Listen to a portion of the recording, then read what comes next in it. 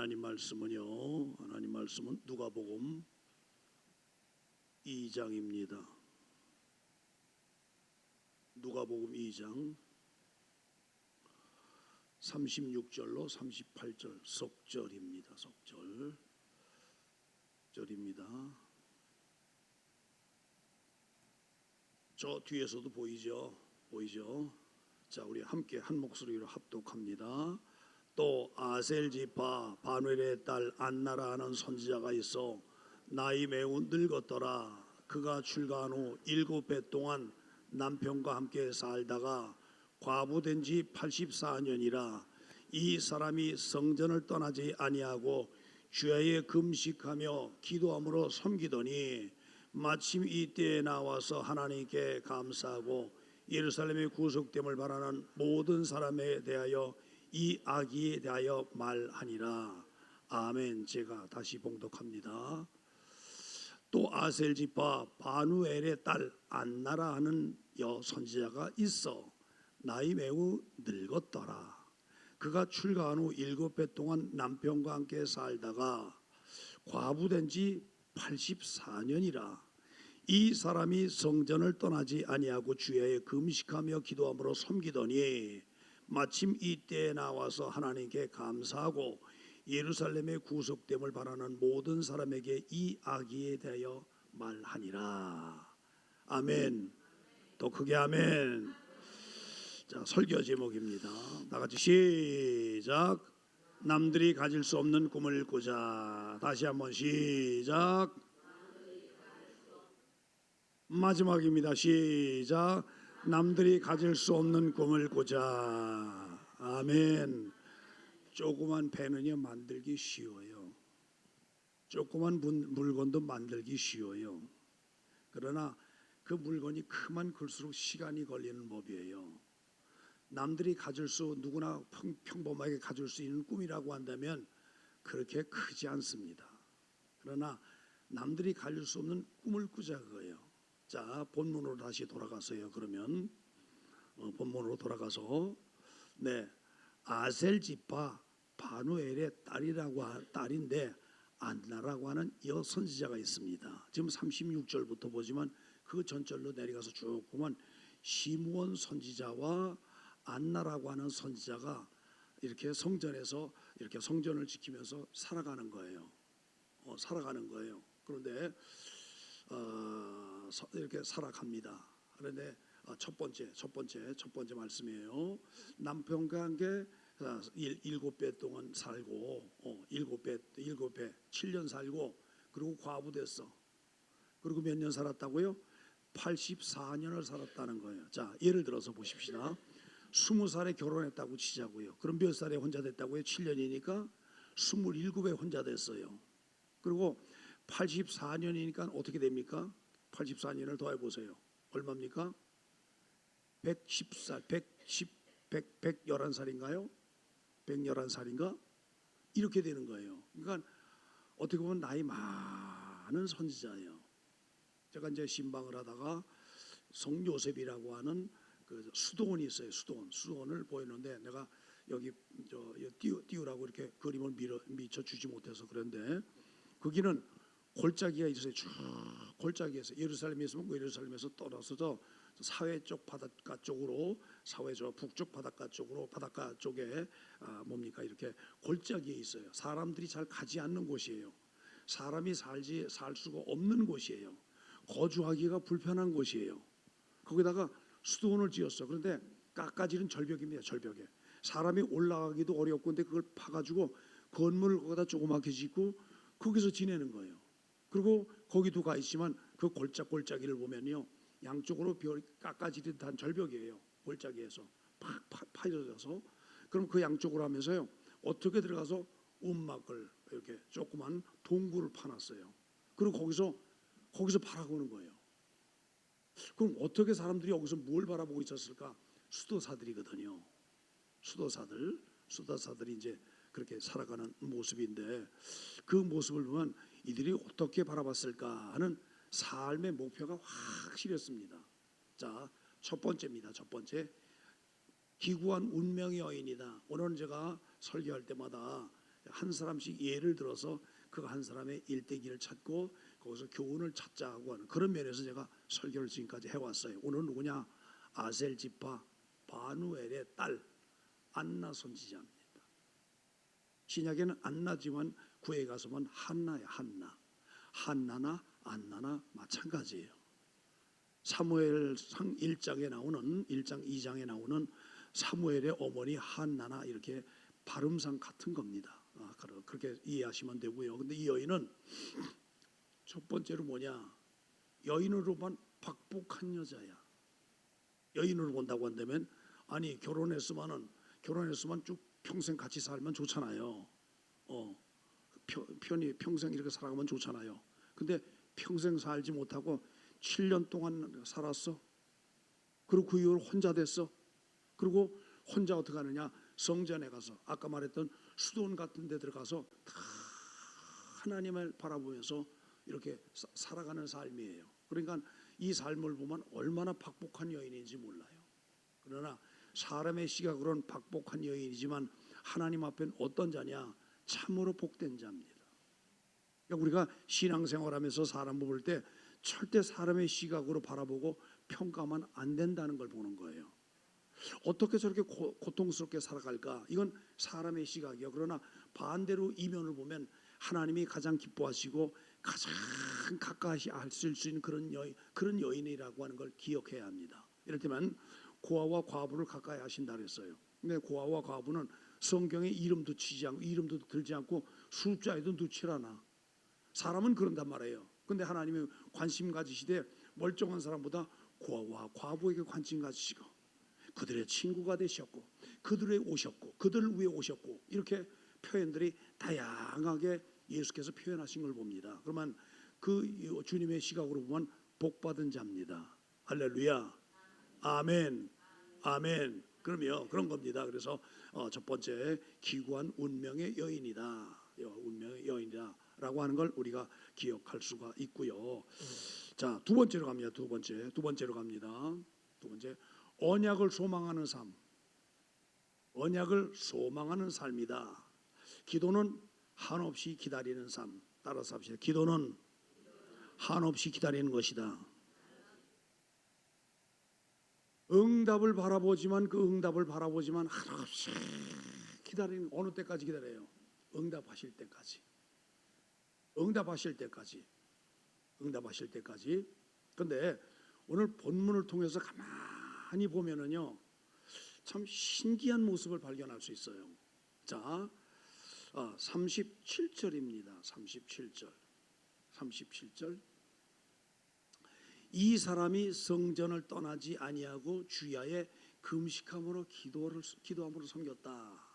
아까 제가 송 요셉이라고 하는 그 수도원을 얘기하는데 거기에 가보면 사람이 거주하기가 거의 불가능한 지역이에요.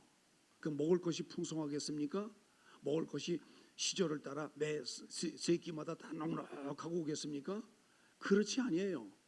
어떻게 보면 먹을 게 한 가지가 있어서 그 한 끼 먹으면은 쭉 그 다음 끼는 이렇게 뭐 예비할 수 없는 생각할 수 없는 그런 생활이에요. 그러니까 여기서 보면 주야에 금식했다. 성전을 떠나지 않고 주야에 금식했다고 하는 말은 먹는 것보다 안 먹는 게 더 많았다고 하는 거예요. 먹는 것보다 안 먹는 게 더 많고 그래서 이렇게 기도함으로 하나님을 섬겼다라고 하는 겁니다.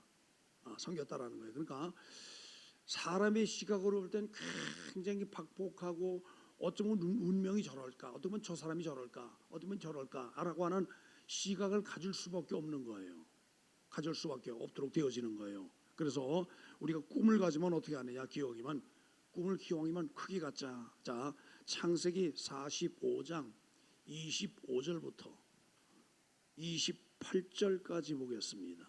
25절부터 8절까지 그들이 애굽에서 올라와 가나안 땅으로 들어가서 아비 야곱에게 뭐냐 12아들이 있어요. 베냐민은 놔두고 요셉은 여기 잡혀 있어. 여기 애굽에 내려와 있으니까 10아들이 내려왔을 때 은술잔 뭐 이런 시험을 통해서 나중에 자기를 밝혔잖아. 45장 처음에 가보면 자기를 밝혔단 말이에요. 그리고 45장 쭉 넘어가면서 뭐 하느냐? 내 부형들이요, 내 형제들이요, 형님들이요, 나를 팔았다고 근심하지 마소서, 한탄하지 마소서. 당신들 앞서 이 일을 위해서 나를 보내셨나니 그분 누구냐? 하나님이시라 라고 하는 것을 하나님의 시각으로 바라보며 안심시키는 거예요. 왜? 형제들이 다 그랬단 말이에요.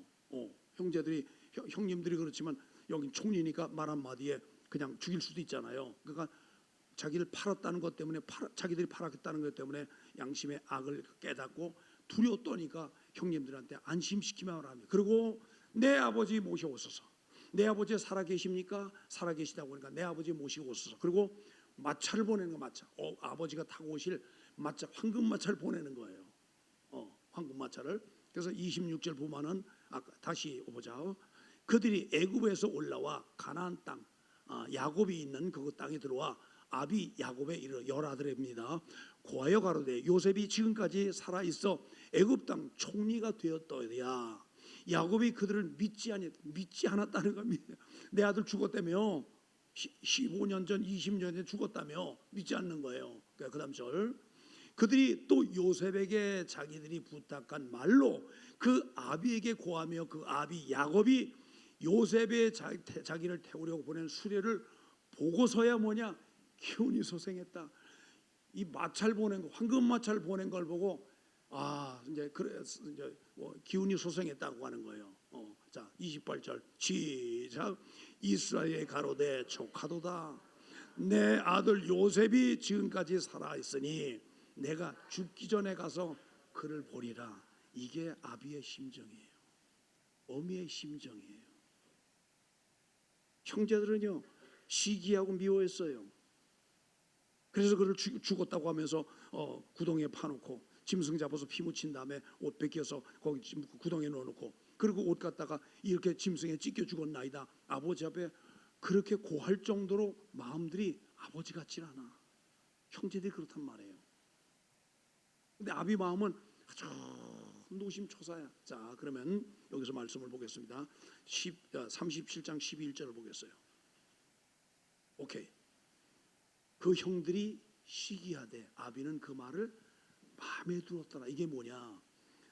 형님들이여, 내가 어찌 꿈을 꿨는데 11볕달이 내게 절합디다.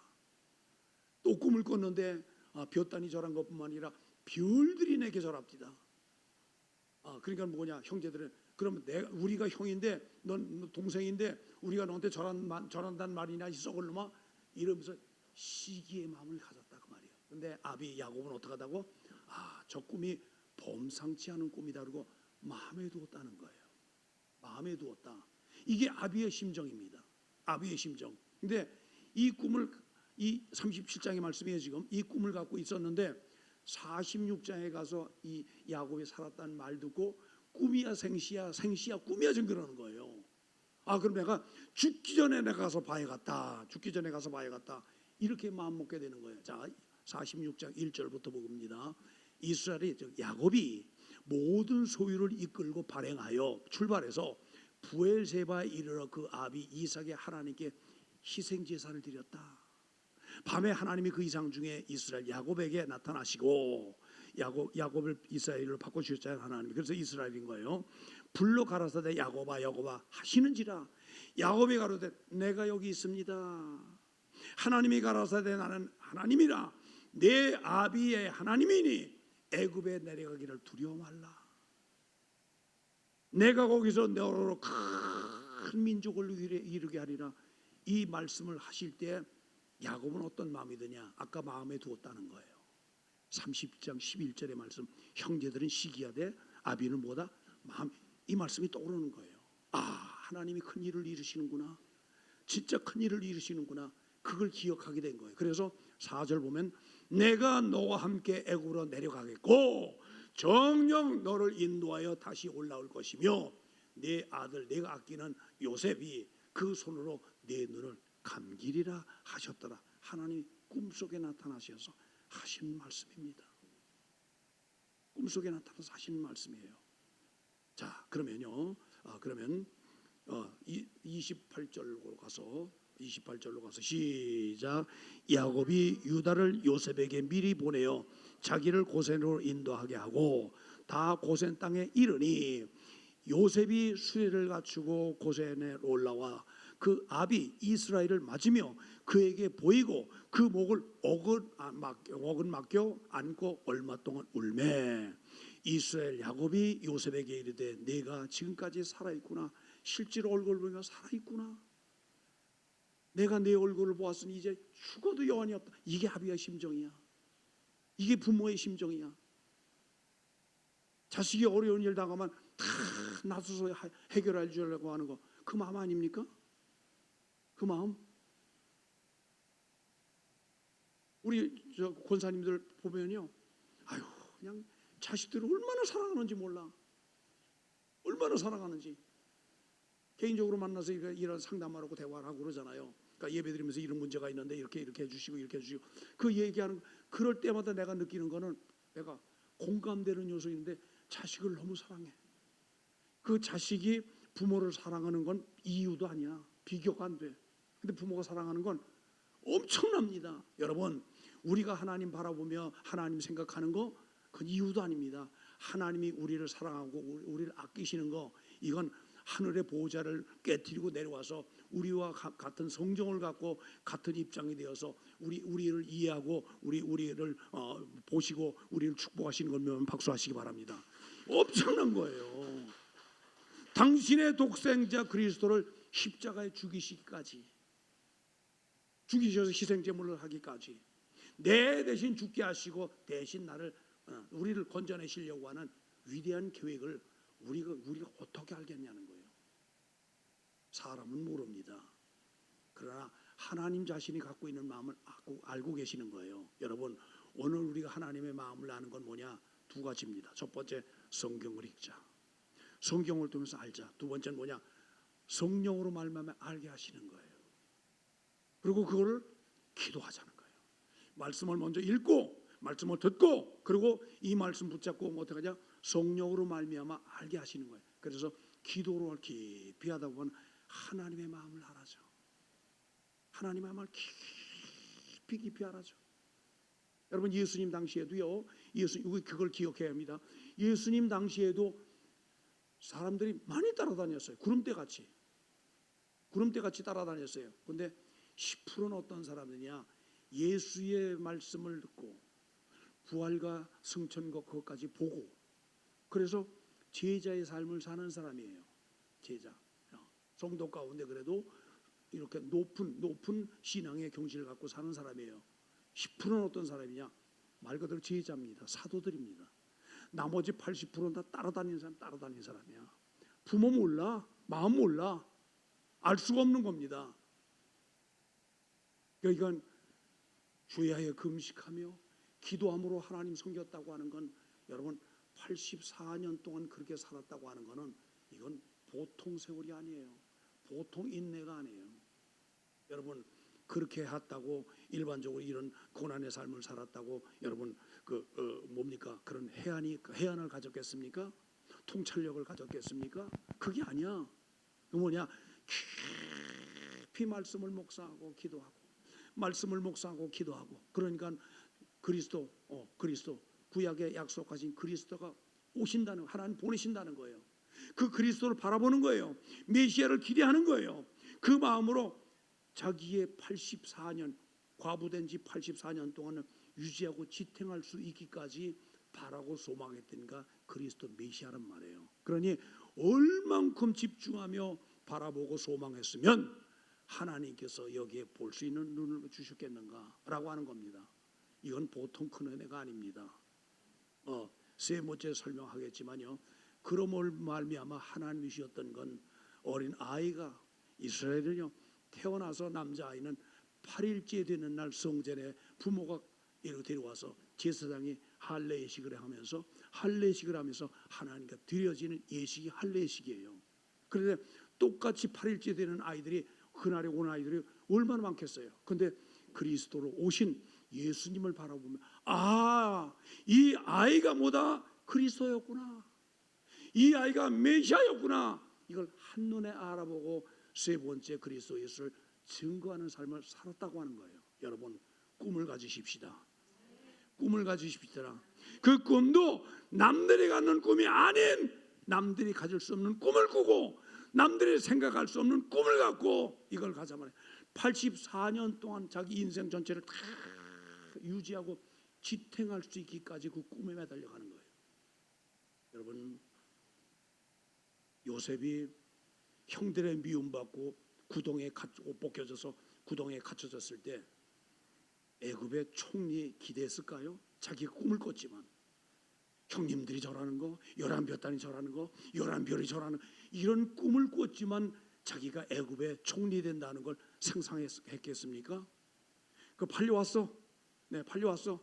그 다음에 보디발의 아내를 겁탈하려고 하는 그 문제로 인해서 누명을 뒤집어 쓰고 교도소 갇혔단 말이에요. 이를테면 정치범 수용소, 정치범 수용소.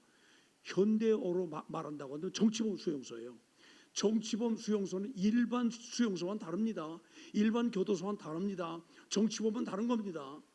거기에 갇혔을 때 내일을 기대할 수 있습니까? 이를테면 애굽에 나는 여기서 나가서 애굽의 총리가 될 것이 그런 기대를 했겠냐는 거예요. 그런 기대를 조차 가질 수 없을 정도로 정말 고난의 삶을, 어려운 고난의 삶을 15년, 20년 동안 살아온 거예요.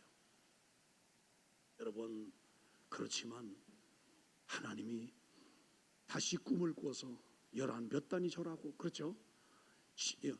7년 풍년 그 예화를 주시잖아요. 꿈을 통해서 7년 풍년을 이루셨고, 그리고 흉년 7년 동안 이 꿈을 야곱이 바로가 꿨을 때 그걸 해석해 주면서 그 일을 통해서 쭉 바로 다음으로 총리를 세운다고 하는 걸 기억이나 할까냐고요. 이건 하나님의 작품이에요. 하나님의 온전한 계획이십니다. 야곱은 뭐냐? 여기서 요셉은 순종만 한 거예요. 기도하고 순종하고 믿음으로 순종하고 믿음으로 순종한 거예요. 눈에 보이는 걸 오늘 내일 아닐지라도. 그래서 우리가 신앙생활하면서 정말 어려운 건요, 응답을 즉시 바라서 그래요. 기도했을 때 즉시 응답해 주시길 바라는 거예요. 그래서 기도는 뭐라고요? 한없이 기다리는 거다. 다시 따라하세요. 기도는 한없이 기다리는 거다. 어느 때까지 기다리는 거예요? 하나님이 응답해 주실 때까지, 하나님이 이루어 주실 때까지, 그때까지 기다리는 거예요. 그리고 기다리는 거예요. 요 안나 선지자는 몇 년 동안 기다렸다고요? 84년이야. 그리스도 메시아를 바라보는 삶을 84년 동안을 살은 거예요. 예를 들면 27살에부터 시작해가지고 110살, 11살이 될 때까지 주구장창. 여러분, 이거 평범하지 않죠? 누구나 할 수 있는 건 아니죠. 여러분 보고 그렇게 살라고 하면 아마 징그러서 아마 자살해 버릴 그런 마음 생각할 정도로 어려운 세월입니다. 어려운 세월이요. 그런데 안나 선지자는 그렇게 했다는 거예요. 그리고 고대하는 삶을 살았다는 거예요. 이렇게 조질권 살았다는 거예요. 주야에 금식하며 성전을 떠나지 않고 주야에 금식하며 먹는 것보다 안 먹는 걸 더 많은 세월을 84년 동안 살았다는 거예요. 쉽지 않지만 그래서 이걸 뭐라고 하느냐? 은혜라고 하는 거예요. 오늘 여러분 개인적으로 볼 때 지금까지 오신 거 하나님의 은혜가 아닙니까?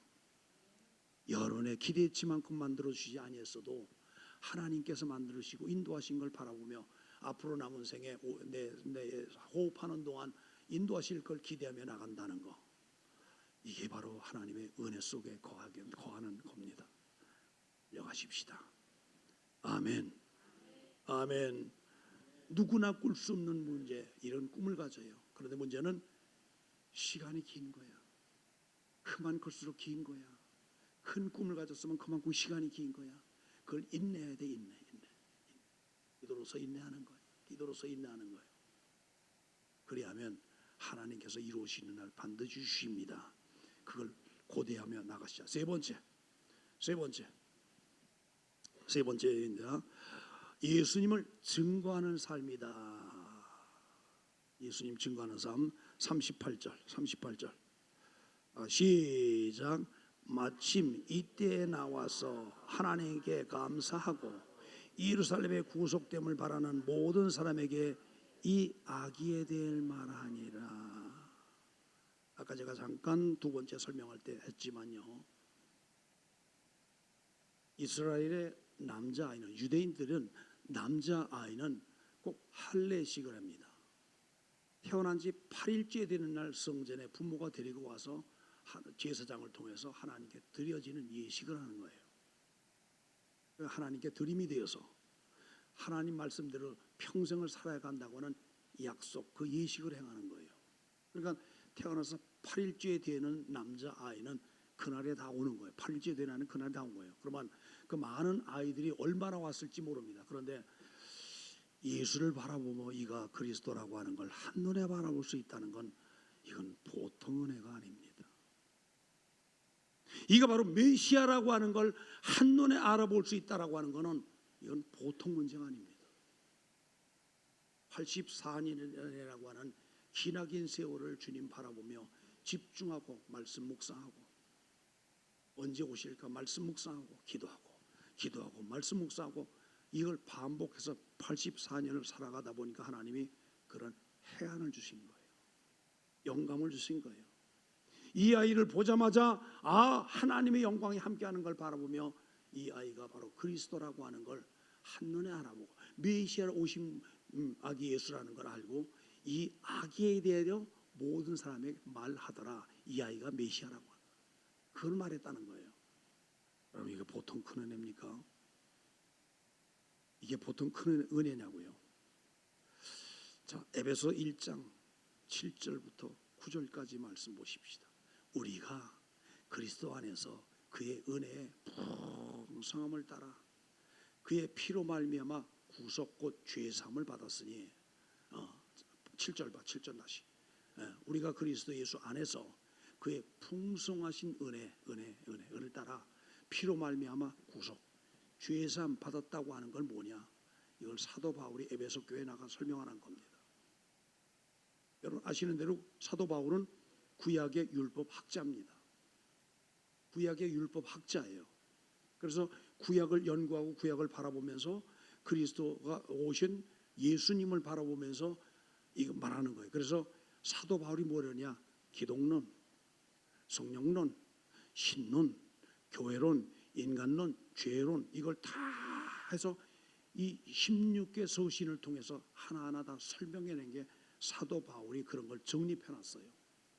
그가 지금 에베소서 1장 7절부터 우리가 그리스도 안에서 그의 풍성한 은혜 가운데 그 피로 말미암아 구속함, 죄사함 받았다고 하는 걸 설명합니다. 그 다음 8절 이는 그가 모든 지혜와 총명으로 우리에게 넘치게 하사 그 뜻의 비밀을 우리에게 알리셨으니 곧 기쁘심을 따라 그리스도 안에서 때가 찬 경륜을 위하여 예정하신 것이라.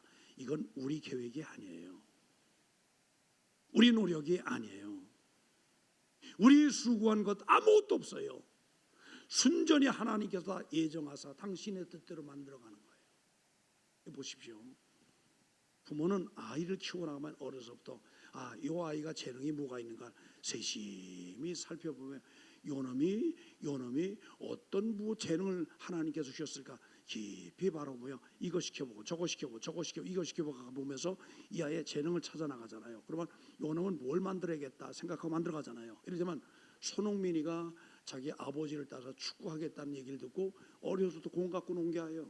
공 갖고 논 게, 여러분 이전서 설교하면서 얘기를 들었겠지만 손흥민은 중학교 때까지 경기를 안 나가. 경기하라 그래서 경기를 안 내보내요. 아버지가 뭐냐, 기초훈련을 시키는 기초훈련. 왼발로 하는 거, 공 바닥에 떨어지지 않고 왼발로 계속 차면서 운동장을 몇 바퀴 돌게 한다는 거. 그러면서 500번 1000번을 하게 하고, 그거 다 했으면 왼발로, 그다음 오른발로 하고 바닥에 떨어뜨리지 않고 땅에 떨어지지 않고, 그거를 맨날 시키는 거야. 아주 지겹도록. 그리고 다리를 튼튼하기 위해서 앉았다 일어나고 앉았다 일어나. 이건 그러니까 등에 기대 가지고 거. 아버지하고 똑같이 하는 거 봤어요.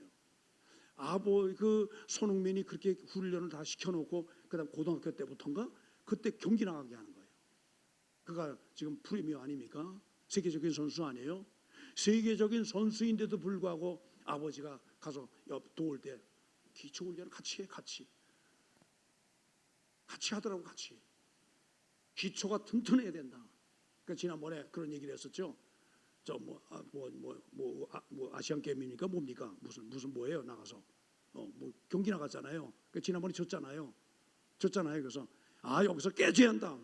우리나라 다 깨져야. 우리나라 미안한 말이지만 우리 선수들 다 깨져야 한다. 경기 져야 돼. 그 기초부터 다시 시작해야 한다. 그런 말인데 그 말이 적중을 했어. 그 비난받았죠. 비난받았지만 그 말이 맞다고 하는 걸 공감하는 거예요. 그래서 처음부터 다시 시작하는 거 아니에요. 그렇게 하다 보니까 잘못된 인성 때문에 이렇게 선수들 가운데 불협화음을 일으켰던, 이러면 안 되겠습니다. 그를 막 비난하고 아주 얼마나 비난받았어요. 다시 시작해야 한다. 인성부터 가져야 한다. 기초훈련부터 해야 된다. 그 다져놓고 그때부터 경기에 나가면 프리배움 되고. 그러면서 당신의 아들 손흥민은 아직도 세계적인 월클이 아니다. 그러잖아요. 심지어 여자도 못 사귀게 내가 은퇴한 다음에 여자 사귀어. 그리고 그때 가서 결혼해. 그때 가서 여자도 못 사귀게. 왜 그리 빠질까 봐. 이게 아버지가 당신이 축구를 했고 축구를 해 나오면서 보니까 나쁘고 좋고 나쁜 걸 다 아는 거예요.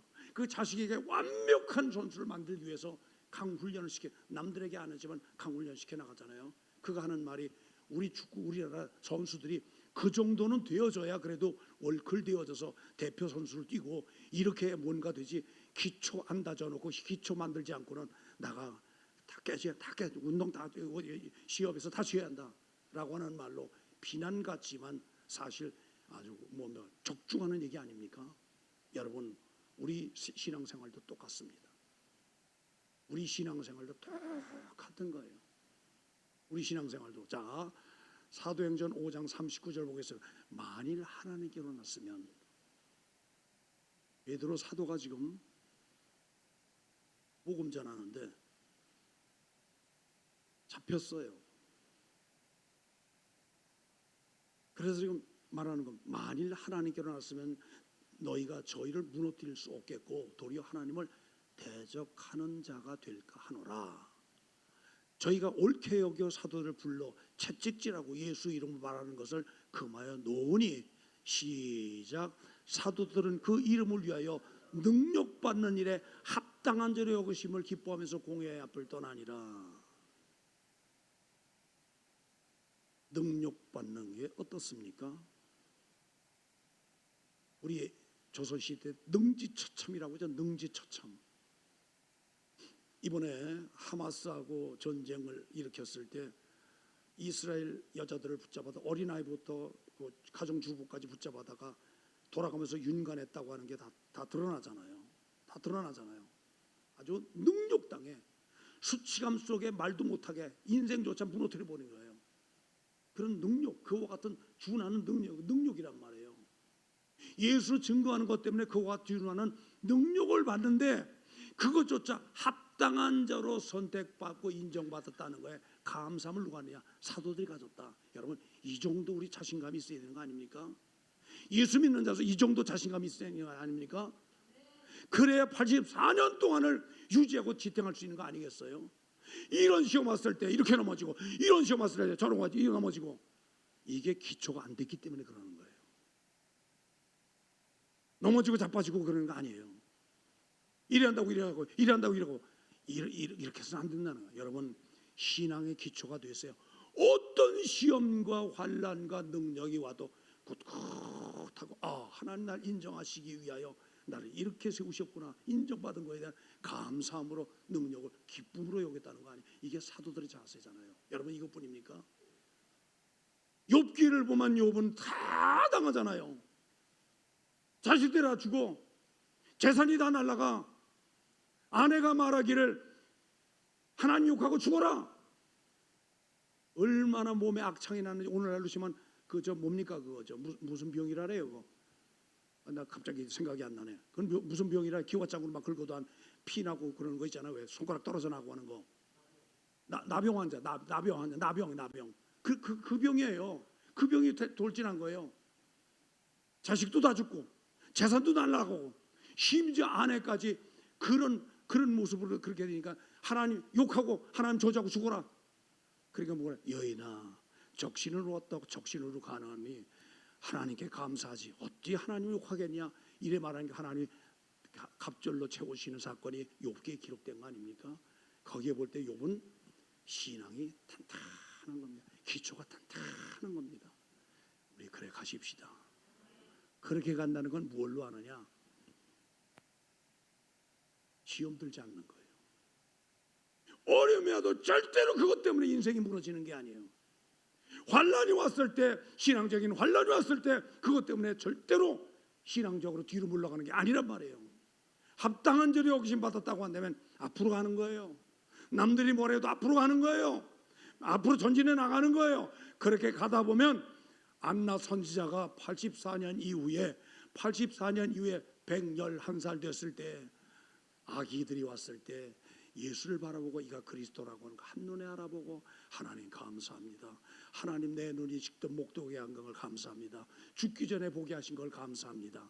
이렇게 감사 찬송하는 게 그 전절에 기록이 되어 있거든요. 여러분 최소한 우리 신앙은 이래야 하지 않겠습니까? 아멘들 안 하시네. 우리 신앙은 이래야 하지 않겠습니까? 이렇다고 넘어지고 저렇다고 넘어지고 저거 힘들고 저 꼴 보기 싫어서 저기 앉으면 여기야. 이거 그것도 진짜 하니까 안 나와버려. 이 동네 말고 저 동네 말이야. 이래가 쓰겠냐고 이래가지고 얘가 믿는 자냐고 이게 믿는 자냐고요. 오른뺨 내면 왼뺨도 내고 좋다면 거들도 내고 이렇게 넉넉한 마음을 여러분 힘 있는 자가 져주는 겁니다. 인정하시죠? 힘 있는 자가 져주는 겁니다. 힘 있는 자가 힘 있는 자가 져주는 거예요. 합당한 줄에 어기심을 기뻐하면서 능력도 다 아유 그냥 나가는. 그러니까 이걸 누가 감당해? 세상에 감당 못하고 핍박했던 사람들 오히려 주눅 들어가지고 나가 떨어지고 결국은 그가 주 앞에 돌아오게 만드는 거. 그런 역사 아닙니까? 언젠가 여러분들에게 설교를 했는데 동경의 김 목사예요. 이번 주일날 저녁에 나옵니다. 한국에 신학교 강의하러 특강하러 나옵니다. 나오는데 김 목사가 동경에 있지 않고 옛날에 고베에 있을 때 고베 오사카 바로 옆에 고베 도시예요. 오사카도 가보고 고베도 가는데 고베는 정말 아름다운 도시야. 거기서 고베 예수 중심교회를 할 때야. 난 그 교회를 가봤었거든요. 그때 건물도 가봤거든요. 가봤었어요. 그런데 교회에 있다가 나오는데 그 건물 어떤 사람이 들어가. 일본 사람이. 근데 뭔 마음이 드는 거니? 저에게 복음 증거해야겠다는 생각이 드는 거예요. 그래서 그를 붙잡아 놓고 들어가는 걸 붙잡아 놓고 강하게 복음 증거, 예수 천국, 불신 지옥, 예수 믿어 천국 받고 천국 가고 예수 믿어 잘 된다고 하는 걸 강하게 증거하니까 이 사람이 받아들이고 뭐 하느냐? 사실은 나 건물 꼭대기 옥상 올라가서 떨어져 자살해 죽으려고 막 그리고 건물 들어가는 거였다. 그런데 당신이 붙잡혀서 예수 믿게 됐다. 이런 고백을 듣고 깜짝 놀라는 거예요. 그걸 나중에 나한테 얘기하더라고요. 여러분 우리가 이렇게 뜨거운 마음을 가지면 하나님께서 다 살리시는 거 아닙니까? 나를 통해 어떤 일을 이루시는 거 아닙니까? 전에 우리 청년이 군대 나갔는데 저한테 전화가 와서 하는 목사님 하나님이 어떤 일을 또 오늘도 하실 건가 기대가 돼요. 그게 군대 생활할 때 아니고 훈련소 받을 때 이야기입니다. 훈련소 훈련 받으면 저한테 전화가 왔던 거예요. 우리 서면교회 시절에 전화가 왔었어요. 그러면서 하는 말이에요. 여러분 어떤 기대감을 갖고 내일 맞이할 건가? 오늘은 이런 역사를 이루셨는데 내일은 어떻게 나를 통해 이루실까? 이걸 기대감을 갖고 가보십시다. 붙잡혀 있으면 안 돼요. 예수가 그리스도라고 하는 말씀에 붙잡혀 예수가 그리스도라고 강하게 증거했던 사도 바울과 같이 이건 사도행전 18장 5절의 말씀이에요. 여러분 우리 붙잡혀 있읍시다. 누구에게? 예수에게. 누구에게? 말씀에. 누구에게? 성령에. 우리 지탱하는 건 하나님의 힘입니다. 우리 그렇게 가십시다. 아멘. 찾았네요. 실라와 디모데가 마게도냐에서 내려오니 바울이 하나님의 말씀에 붙잡혀 유대인들에게 예수는 그리스도를 밝히 증거했다. 이건 고린도에서 있었던 일입니다. 고린도 지역에서 있었던 일입니다. 자, 마지막으로 다니엘서 13장 12장 3절 시작. 지혜 있는 자는 궁창의 빛과 같이 빛날 것이요 많은 사람을 옳은 대로 인도 돌아가게 한 자는 별과 같이 빛나. 아멘. 별과 같이 빛나는 자들 됩시다. 별과 같이 빛나는 자들 됩시다. 이 복음으로 예수께 붙잡힌 자들은 어떤 상황에서도 하나님 앞에 기쁨으로 가니까 얼굴에 빛이 나는 거예요. 광채가 나는 거예요. 광채가 나는 거예요. 광채가 나는 겁니다. 요 얘기만 하고 마치겠습니다. 30년도 더 전에 있었던 일입니다. 제가 인천교회 담임 목사로 있을 때인데 저녁에 기도회를 인도하는 거예요. 행정부에서 행정전사가 메모지가 올라왔어요. 목사님, 한정순 집사님이 지금 운명하시려고 합니다. 가보셔야겠어요. 그래서 그걸 보고 이렇게 좀 해놓고 내려갔어요. 교회 바로 내려가요. 숭이동에 있을 때 교회 한 150m, 200m 정도 떨어져서 집이 있었거든요. 가봤어요. 근데 한정순 집사님은 약간 부족한 분이에요. 다른 사람이 잘 이렇게 말도 잘 섞지도 않고 좀 이렇게 약간 꺼려해요. 대화가 잘 안 되니까 그랬던 분이에요. 그래서 참 이렇게 넘치는 은혜 속에 사는 분이라. 근데 그분이 기억하는 것 딱 하나 있어. 예배 드리는 날, 예배 드리는 시간은 정확히 기억해. 다른 건 기억 못해도 정확히 기억해요. 주일날은 아침부터 나와 1부 예배, 2부 예배, 3부 예배 다 드리고, 수예배 다 드리고, 금요철에 목요철에 잠실로 가면 그거 나와서 또 하고. 근데 그분의 옷은 그거예요. 다른 거 입지 않고 늘 한복을 입어서 한복 입으니까 이것저것 입다 보니까 어떤 때는 치마 저고리가 안 어울려, 안 맞아. 그래도 한복 입고 다녀. 한복. 그리고 막 그냥 찬양만 하면 일어나서 춤을 추고 그러는데, 저분이 왜 저럴까 그러면서 약간 옆에서들 이렇게 뭐 진정시키고 이제 그럴 정도에 그랬었어요. 이제 상황이 이해가 되시죠? 그런데 그렇게 했는데 그분이 돌아가신다고 그래서 내가 내려가 봤어요.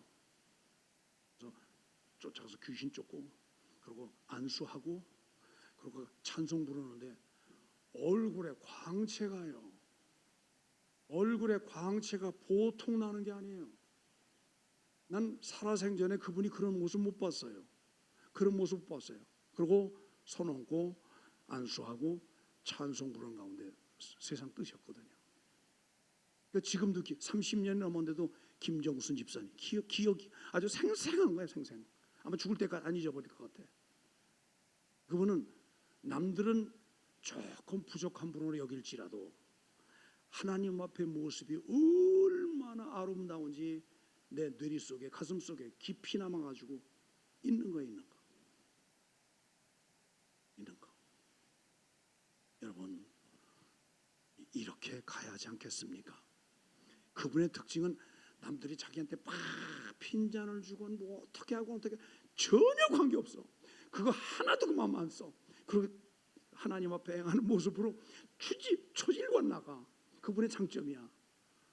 좀 대충 좀 이렇게 좀 하지. 전혀 관계없어. 그것과 가지가. 여러분, 예수 믿는 자는 이런 뚝심이 있어야 합니다. 이게 힘이 있다는 거예요. 그래서 사도들이 능력받는 일에 합당한 대로 여기심을 받고 자부심을 갖고 달려나갔던 것처럼, 그래서 그리스도와 예수가 그리스도라는 것을 밝게 증거하는 삶으로 살았던 것처럼 우리 그렇게 가십시다. 아멘. 아멘. 어려움 당하셔도 기뻐하시기 바랍니다. 하나님의 응답이 가까이 와 있습니다. 우리 하나님의 인도하심과 간섭하심이 지금도 진행 중에 있다는 걸 믿으시고 감사하시기 바랍니다. 네, 기도하겠습니다. 하나님 아버지, 야곱은 요셉이 꿈꾼 것을 마음에 두었지만 그가 죽었다는 것을, 그 소식을 듣고 어쩌면 그것을 잃어버렸습니다.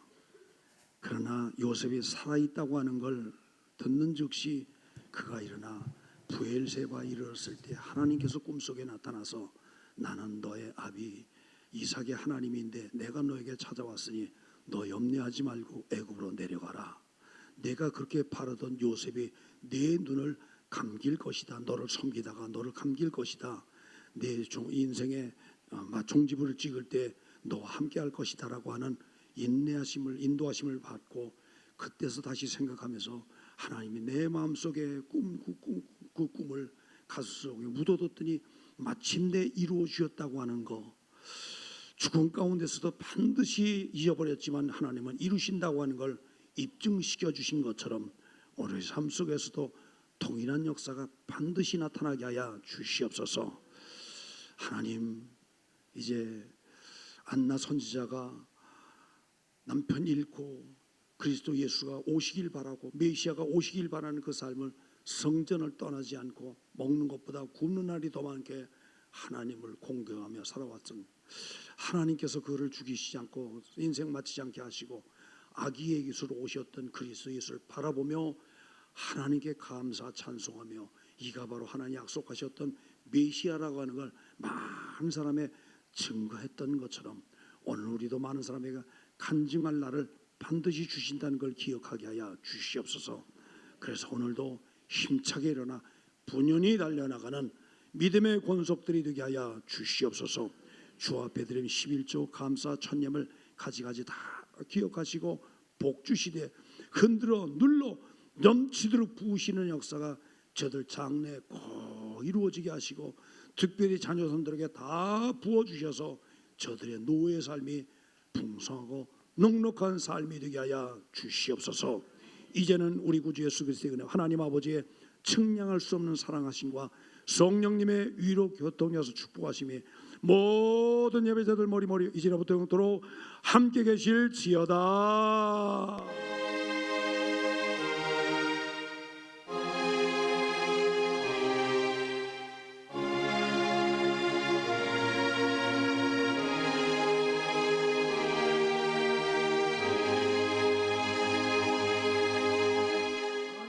박수 하시겠습니다. 감사합니다.